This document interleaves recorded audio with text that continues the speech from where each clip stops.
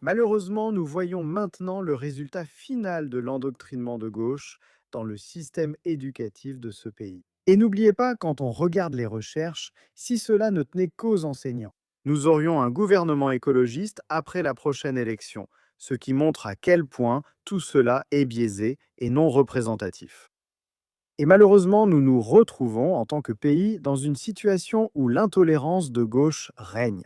Ne voulant même pas écouter ou pensant que l'autre camp ne devrait même pas être autorisé à s'exprimer, ne croyant même pas que l'autre camp devrait avoir le droit d'être entendu. Cela se voit car, même si ce n'est pas la majorité des étudiants, il y en a tout de même un nombre important.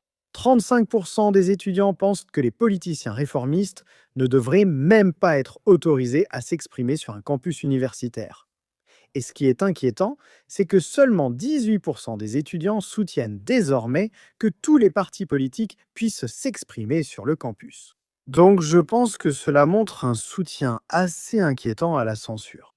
Maintenant, au Pays de Galles, où bien sûr Réforme est face à face avec Plaid Cymru, Réforme pourrait gagner les prochaines élections du Parlement gallois en mai. Et pourtant, vous avez la société de débat et de politique de l'Université de Bangor, intéressant choix de mots, débattre, que Réforme n'est pas la bienvenue à l'Université de Bangor et que la société de débat et de politique a reçu une demande de la part de Réforme. La députée là-bas, Sarah Pochin, devait venir à l'université et donner une séance de questions-réponses aux étudiants. Oh, ça a l'air très dangereux, n'est-ce pas? Une séance de questions-réponses où l'on pose des questions et on y répond, mais conformément à leurs valeurs en tant que société de débat politique, cette demande a été refusée.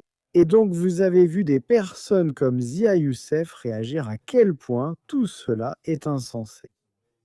Vous avez également vu le leader de Réforme Pays de Galles, Dan Thomas, décrire cela comme une situation déplorable.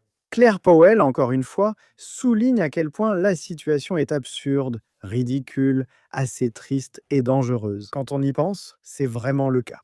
Et l'Union pour la liberté d'expression, là, souligne quel est l'intérêt d'une société de débat et de politique si elle refuse de débattre de politique. Et oui, je pense que c'est une tendance croissante. Je pense que certains à gauche aimeraient simplement interdire complètement que la réforme soit entendue où que ce soit. N'est-ce pas? Ce qui est vraiment assez triste. Mais s'il vous plaît, faites-moi part de vos réflexions à ce sujet dans les commentaires ci-dessous. N'hésitez pas à mettre un petit pouce bleu à cette vidéo et bien sûr, comme toujours, merci de regarder.